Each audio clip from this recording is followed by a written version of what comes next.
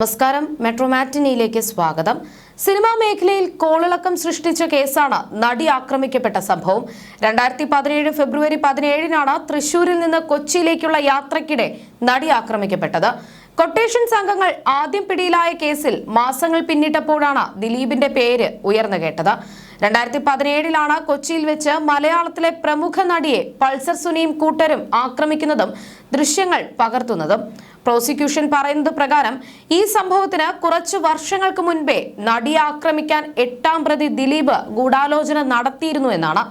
2013-ൽ നടന്ന സംഭവങ്ങളാണ് ഇതിന് പ്രധാന തെളിവായി പ്രോസിക്യൂഷൻ കാണിക്കുന്നത്.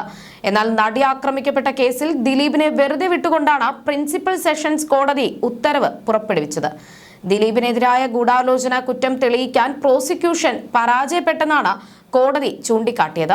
8.5 വർഷം നീണ്ട വിചാരണയ്ക്ക് ശേഷം നടൻ ദിലീപ് ഉൾപ്പെടെയുള്ള ചില പ്രതികളെ കോടതി വെറുതെ വിട്ടു. 6 പ്രതികളെ ശിക്ഷിക്കുകയും ചെയ്തു. ദിലീപിനെതിരായ ഗൂഢാലോചന കുറ്റം തെളിയിക്കാൻ പ്രോസിക്യൂഷൻ പരാജയപ്പെട്ടു എന്നാണ് കോടതി ചൂണ്ടിക്കാട്ടിയത്. വിധി വന്നതിന് പിന്നാലെ വലിയ ആഹ്ലാദമാണ് ദിലീപ് പ്രകടിപ്പിച്ചത്. ഈ കേസിൽ തനിക്കെതിരെയാണ് യഥാർത്ഥ ഗൂഢാലോചന നടന്നതെന്നാണ് ദിലീപ് പറഞ്ഞത്. ഇപ്പോഴിതാ നടൻ ദിലീപിനെ കുറ്റവിമുക്തനാക്കിയ വിചാരണ കോടതി വിധി റദ്ദാക്കണമെന്ന് ആവശ്യപ്പെട്ട് സർക്കാർ ഹൈക്കോടതിയിൽ അപ്പീൽ നൽകിയെന്ന വാർത്തയാണ് പുറത്തുവരുന്നത്.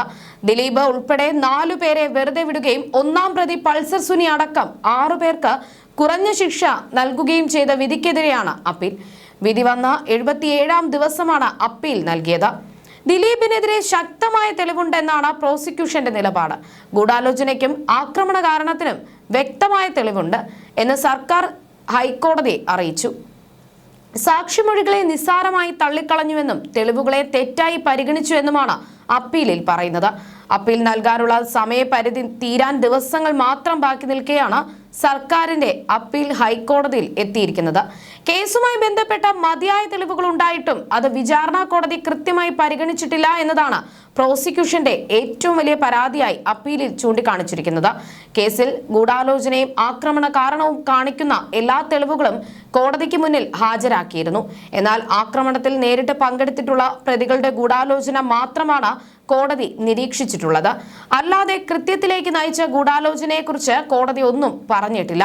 അങ്ങനെ ഒരു ഗൂഢാലോചനയെ നടന്നിട്ടില്ല എന്ന തരത്തിലാണ് കോടതി നിരീക്ഷണം. ഇത് തെറ്റായ കണ്ടെത്തലാണെന്നാണ് പ്രോസിക്യൂഷൻ അപ്പീലിൽ ചൂണ്ടിക്കാണിച്ചിരിക്കുന്നത്. കേസിൽ 8-ാം പ്രതിയായ ദിലീപിനെ വെറുതെ വിട്ട നടപടിയെയാണ് പ്രധാനമായും അപ്പീലിൽ ചോദ്യം ചെയ്തിരിക്കുന്നത്. ദിലീപിനെതിരായ ചില സാക്ഷിമൊഴികളെ നിസ്സാരമായ കാരണങ്ങളുടെ പേരിൽ അവഗണിച്ചുവെന്നും പറയുന്നു. 400 പേജുകളുള്ള വിശദമായ അപ്പീലാണ് സർക്കാർ സമർപ്പിച്ചിരിക്കുന്നത്. 1000 പേജിലധികമുള്ള വിധിന്യായത്തിലെ പാകപ്പിഴകൾ ചൂണ്ടിക്കാണിച്ചുകൊണ്ടുള്ള അപ്പീലാണ് കോടതിയിൽ സമർപ്പിച്ചിരിക്കുന്നത്. കേസിൽ ശിക്ഷിക്കപ്പെട്ട പൾസർ സുനി അടക്കമുള്ള പ്രതികൾക്ക് നൽകിയത് ഏറ്റവും കുറഞ്ഞ ശിക്ഷയാണെന്നും അപ്പീലിൽ ചൂണ്ടിക്കാട്ടുന്നു. കൊട്ടേഷൻ സംഘങ്ങൾ ചെയ്ത കുറ്റത്തിന് കിട്ടാവുന്നതിൽ ഏറ്റവും കുറഞ്ഞ ശിക്ഷയാണ് അവർക്ക് കോടതി നൽകിയതെന്നും അപ്പീലിൽ ആക്ഷേപമുണ്ട്. കുറ്റം ചെയ്തതായി തെളിഞ്ഞ സ്ഥിതിക്ക് അവർക്ക് പരമാവധി ശിക്ഷ നൽകണമെന്നായിരുന്നു അപ്പീലിൽ പറയുന്നത്. ദിലീപിനെ കൂടാതെ കേസിൽ വിട്ടയച്ച ചാർലി, ദിലീപിന്റെ സുഹൃത്ത് ശരത് എന്നിവരെയും കേസിൽ ശിക്ഷിക്കണമെന്ന ആവശ്യമാണ് അപ്പീലിന്റെ ഭാഗമായി പ്രോസിക്യൂഷൻ മുന്നോട്ട് വച്ചിരിക്കുന്നത്. അതേസമയം ദിവസങ്ങൾക്ക് മുൻപ് നടി ആക്രമിച്ച കേസിലെ ശിക്ഷ റദ്ദാക്കണമെന്ന് ആവശ്യപ്പെട്ട് 1-ാം പ്രതി പൾസർ സുനി ഹൈക്കോടതിയിൽ അപ്പീൽ നൽകിയിരുന്നു. ആക്രമണ ദൃശ്യങ്ങൾ ചിത്രീകരിക്കാൻ ഉപയോഗിച്ചു എന്ന് പറയപ്പെടുന്ന മൊബൈൽ ഫോൺ ഇതുവരെ കണ്ടെത്തുവാൻ സാധിച്ചിട്ടില്ല എന്നും സംശയാതീതമായി കുറ്റം തെളിയിക്കുന്നതിൽ പ്രോസിക്യൂഷൻ പരാജയപ്പെട്ടു എന്നും സുനി ഹൈക്കോടതിയിൽ സമർപ്പിച്ച ഹർജിയിൽ ആരോപിച്ചിരുന്നു. കേസിലെ സുപ്രധാന തെളിവായ മെമ്മറി കാർഡ് കണ്ടെടുത്തത് കൃത്യമായ നടപടിക്രമങ്ങൾ പാലിക്കാതെയാണ്. തന്നെ ഈ കേസുമായി നേരിട്ട് ബന്ധിപ്പിക്കുന്ന പ്രധാനപ്പെട്ട തെളിവുകളൊന്നും ഹാജരാക്കാൻ പ്രോസിക്യൂഷന് സാധിച്ചിട്ടില്ല എന്നും സുനി ഹൈക്കോടതിയിൽ സമർപ്പിച്ച അപ്പീലിൽ പറഞ്ഞിരുന്നു. തനിക്കെതിരെ യാതൊരു തെളിവുമില്ല എന്നാരോപിച്ചാണ് സുനി കോടതിയെ സമീപിച്ചത്. DNA പരിശോധനയ്ക്കായി സാമ്പിളുകൾ ശേഖരിച്ചതിൽ അപാകതകളുണ്ട്. സംശയാതീതമായി കുറ്റം തെളിയിക്കുന്നതിൽ പ്രോസിക്യൂഷൻ പരാജയപ്പെട്ടുവെന്നും അതിനാൽ ശിക്ഷാവിധി റദ്ദാക്കണമെന്നുമാണ് സുനിയുടെ ആവശ്യം. പൾസർ സുനി അടക്കം 4 പേരാണ് ശിക്ഷ റദ്ദാക്കണമെന്ന് ആവശ്യപ്പെട്ട് കോടതിയെ സമീപിച്ചിരുന്നത്. 20 വർഷത്തെ കഠിന തടവാണ് പൾസർ സുനിക്ക് വിചാരണ കോടതി വിധിച്ചത്. കേസിൽ കുറ്റക്കാരെന്ന് കണ്ടെത്തിയ 6 പ്രതികൾക്കും 20 വർഷം തടവും 50,000 രൂപ പിഴയുമാണ് ശിക്ഷ ലഭിച്ചത്. 1-ാം പ്രതി പൾസർ സുനി, 2-ാം പ്രതി മാർട്ടിൻ ആന്റണി, 3-ാം പ്രതി ബി മണികണ്ഠൻ, 4-ാം പ്രതി VP വിജീഷ്, 5-ാം പ്രതി വടിവാൾ സലീം, 6-ാം പ്രതി പ്രദീപ് എന്നിവരെയാണ് ശിക്ഷിച്ചത്. എല്ലാവരെയും 20 വർഷത്തേക്കാണ് ശിക്ഷിച്ചതെങ്കിലും പൾസർ സുനിയാകും ആദ്യം പുറത്തിറങ്ങുന്നത്. വിചാരണ കാലയളവിൽ 7.5 വർഷത്തോളം ഇയാൾ ജയിലിൽ കഴിഞ്ഞതിനാൽ ബാക്കിയുള്ള 13 വർഷത്തെ ശിക്ഷ അനുഭവിച്ചാൽ മതിയാകും. പൾസർ സുനിക്കൊപ്പം 7 വർഷത്തോളം ജയിലിൽ കഴിഞ്ഞ മാർട്ടിൻ ആന്റണിയും ബാക്കി 13 വർഷത്തെ ശിക്ഷ അനുഭവിച്ചാൽ മതിയാകും. അങ്ങനെയെങ്കിൽ 2039 ഇവർക്ക് പുറത്തിറങ്ങാനാകും.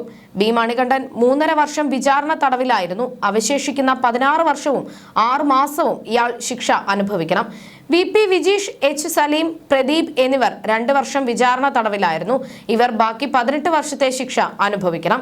8ാം പ്രതി ദിലീപിനെതിരെ വിചാരണ കുറ്റം തെളിയിക്കാൻ പ്രോസിക്യൂഷന് കഴിഞ്ഞില്ല എന്ന് ചൂണ്ടിക്കാട്ടിയാണ് കോടതി കുറ്റവിമുക്തനാക്കിയത്. എന്നാൽ ദിലീപും പൾസർ സുനിയും തമ്മിലുള്ള ബന്ധം തെളിയിക്കുന്ന ഡിജിറ്റൽ തെളിവുകളും സാക്ഷിമൊഴികളും കോടതി പരിഗണിച്ചില്ല എന്നാണ് സർക്കാരിന്റെ വാദം.